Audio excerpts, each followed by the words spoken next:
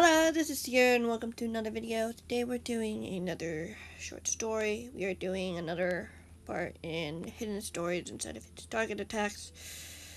Normally I would wait until we have more stories, but this seems important enough because of the change, and just so you know, there will be spoilers ahead. So be warned. Yeah, let's get right into it, shall we? In the first we are doing a story, and then the next we have a nice little poem that I would like to share with you guys. And yeah, basically I have to note that the story of Secret is about Secret, the newest member of Stampy's Wolfpack. Please make sure you watch the original episode before reading. And also, keep in mind this is not canon unless Stampy states otherwise. Because you know how these things are. Yeah. Let's get to it. She sat alone in a shadowed corner, the night slowly turning to dawn as she shivered in the cold. She spent the whole night outside, eyeing the zombies and skeletons that wandered around. They didn't seem to notice her, but even if they did, they didn't seem to care. Not that it bothered her any. It already had been a hectic night as it was. She shuddered as the flashes of memory operated in her mind. The red eyes of the giant wolves that attacked her home, her family, their large pointy teeth, gnarled and ready to attack. She'd fled at her parents' request, forced to leave them to die as the howls of the attackers filled the night. Tears stung in her eyes as she laid down on the damp grass, dew speckling her fur as the sun began to rise. She couldn't get those eyes out of her head. Couldn't help but wonder if the wolves would look for her and kill her, too, like they had her parents, her only family. She put her muzzle between her two paws, which were still a little big for her, as she was still just starting to grow out of her puppyhood. Her stomach growled in protest as she stared out into the path before her, hidden in some bushes, out of sight. All she wanted to do was lie down and sleep. Everything she had was taken from her. She had nothing left, nothing to fight for or care for. She was alone and helpless in this strange world, full of tall buildings and bright colors. The sky was also turning even more blue as the morning went on, leaving her to wonder why the day was going on. She herself was grieving. Unfortunately, she didn't have the time to dwell on those thoughts, as her stomach continued to growl in protest. She needed to eat food, to hunt on her own. Her father had done all the hunting for the family. It was always enough to provide for her and her mother. Now she was on her own. Forcing herself to stand, she sniffed the air, trying to see if she could smell anything that might be appetizing. Before she could pick up a scent, her ears pricked towards an approaching sound. What was the noise coming from?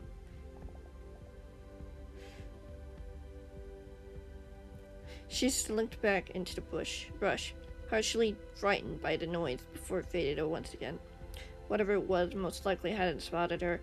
Relief filled her as she snuck out of the bushes, shaking the leaves off her as she did so. Her fur gleamed a lightish gray, sort of like a misty day, as her mother once told her. She pushed the memory away, not wanting to slink back into the shadows and pout any longer. What was done was done. There was nothing she could do now. She had to find food. She walked down the path, feeling the wood under her padded feet. She liked the sound, though not the texture as much. The lines felt weird, different, but she supposed that she'd have to get used to it if she decided to stay here. If the wolves didn't find her first, that was. Fear welled up within her as she desperately pushed it back, shaking herself before yawning again to de-stress. Now was not the time to be afraid. She was an adult now. She had to live like it, just like her parents had shown her how to be. The dog walked down the path some more, glancing around for any sign of life, anything that might be a potential meal for the morning. She passed by a large plot of area as she spotted some frozen water ahead, excitement rising. It was the first time she saw the frozen water that she had heard so many stories about from her parents. She had to check it out. She trotted over to the frozen ice as she tested one paw on the surface. It slipped a little, but her eyes lit up with even more excitement. She wondered if she should try to lick it. Would it taste as good as a small lake in her former home? Before she could test that theory, she froze in her tracks when she heard footsteps behind her. Suddenly, her nostrils filled with a scent of meat. Cooked meat. She turned to see someone behind her. The dog's tail started to wag. The man was tall, with red and gold robes, wearing a golden crown over his black hair. His eyes were empty blackness, and he smelled sour for some reason, like meat that had been left out in the sun for too long. Still, in his hands he held out what appeared to be from a pig. She smelled pig. She reluctantly approached and tasted the meat, coiling back a little when the man tried reaching for her.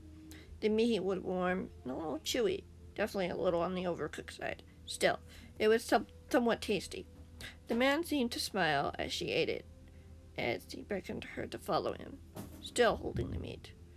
Seeing no issue with it, she followed the man, eyeing the meat as she begged him to give her more. The man seemed tasty for some reason as they walked down the path, eyeing the area nervously until they approached a wooden and sandstone house. It looked very big. She wondered if the house belonged to this man. She followed him towards a doorway, as he gestured her to follow. She did so, being led into a very strange room full of machines and gadgets she didn't understand. She also spotted what looked to be a woman in the same red and gold uniform. A red hat sat on her head with a golden flower front and center. She smiled at the man and nodded. The man guiding the dog towards a strange machine with two doors as he opened one and beckoned her to go in. The dog whimpered, hesitant, until he threw in the pork chop. She went to get it, only to feel the door slam behind her as she panicked, yelping and barking as she pawed at the door, seeing the man walk over to the woman and give her a subtle but simple nod. The dog whimpered at the man. The woman pressed the button, a hidden button, as a loud whirring noise filled her ears. She glanced up when she saw light above her, over to the other door, jolted by a wolf that looked just like her. Where had it come from? Why did it look so much like her? She watched in dread as the man walked over to the dog in the other door and bedded some pork chops and bones until the dog wagged its tail. A smile appeared on the man's face, and she could see it was no longer a friendly smile. It was cold and hard, just like the wolves who had attacked her family. The dog whimpered helplessly as she laid down in the cramped area, watching the man cloned more and more dogs every day for a good 30 or so minutes before leaving her alone in the cell. Sometimes they left the second dog for company, but they usually left her alone, only with a pork chop for food.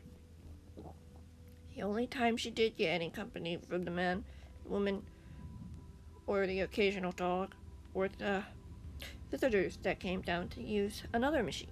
They didn't seem to notice her, but she did start to like to see them come down. All four of them seemed very nice, as well as when she saw them come with a dog, and sometimes a little black cat as well. The owner of the dogs, an orange ginger cat, also seemed pretty loving towards the dogs for what she could see. The dog seemed happy and excited. He was also what she'd heard in the first day that she had come here. She was certain of it. She wished she could be a part of that, but she had little hope of ever seeing that happen. One day, though, things changed as a couple of months passed, or because she could tell from the occasional sighting of the moon. The man and woman had returned, but this time their plans seemed to have changed as she continued to watch the new dogs get more attention to her. Even though they looked just like her, she was being used. But what for? What had she gotten herself into? After what felt like forever, she saw the two of them leave with 10 dogs, leaving about 100 of her lookalikes down with her. She wasn't sure what was going on, but something about it didn't sit right with her. She sat up from her lying position and watched the other dogs bark and whine amongst each other, not noticing her in the slightest. They didn't seem to care that they looked just like her. They didn't seem to care that she was even there. In some ways, she wondered if they had forgotten about her.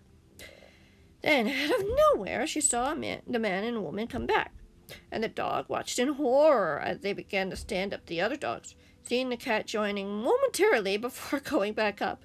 The panic in his voice seemed to suggest that this wasn't good. Guilt filled her as she whined, watching longingly as the man and woman followed the cat, with all the other dogs except her. She'd been left behind, alone. Her thoughts spiraled out of control as she remembered her parents, who had raised her to be a proud, independent wolf. She now was a grown wolf now, yet she felt she would starve down here alone, never to be seen again. A pitiful existence. Suddenly, she heard a bark from not too far from the waterfall as she looked over to see a dog standing on the glass, shaking the wet particles off him. Had he been there the whole time? Had he come to help her? Or had he come down just because he could? She barked back, hoping he could hear her, but he didn't seem to. Was this thing soundproof? Was this why the man and woman put her down here? In case they needed her for more of her lookalikes? Would they even come back? She pawed on the iron door again, eager to do anything to get out. She was too small to push the door through, though. Too small to even make a dent. She was trapped in here. Still, she knew the other 4 people would come down here. They seemed to whenever they went to use the machine across from her. Eventually, she would be found, right?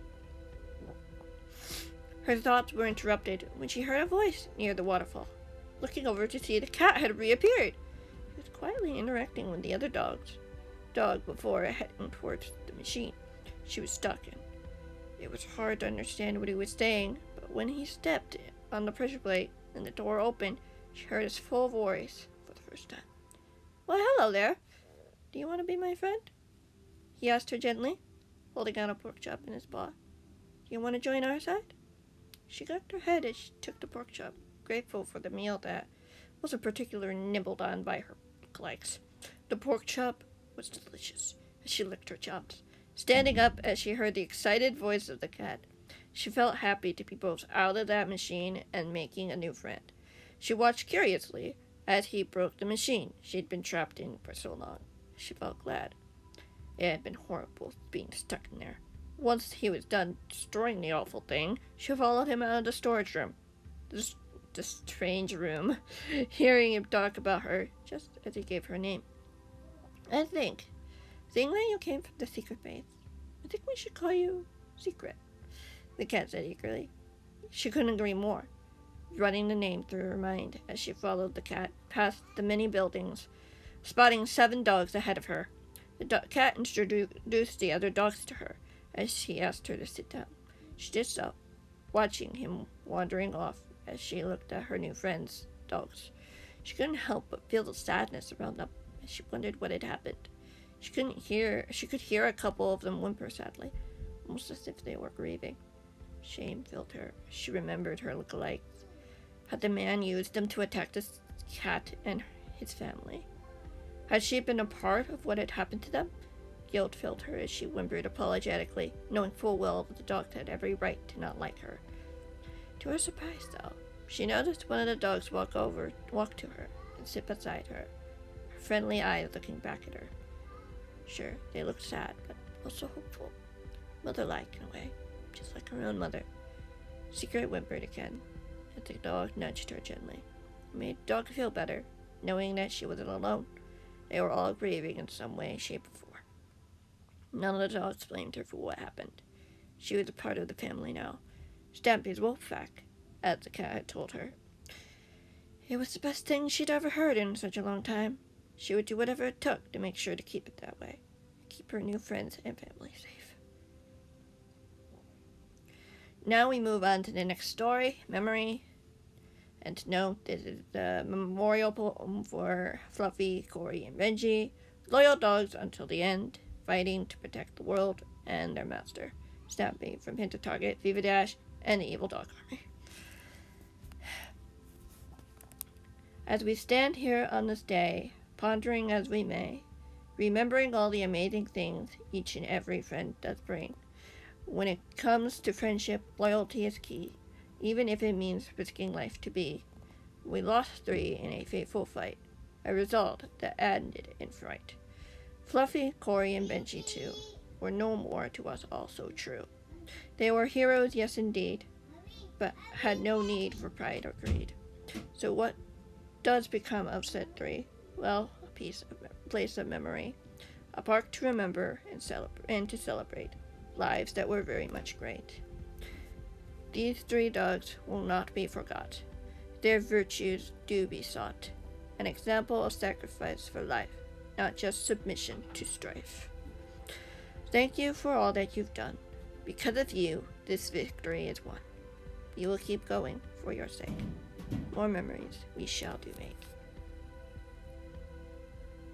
Anyway, that's going to be the end of this video, and my foot is falling asleep. Thank you guys so much for watching. I hope you guys enjoyed. And yeah, I'll see you in the next one, whenever that might be. Goodbye.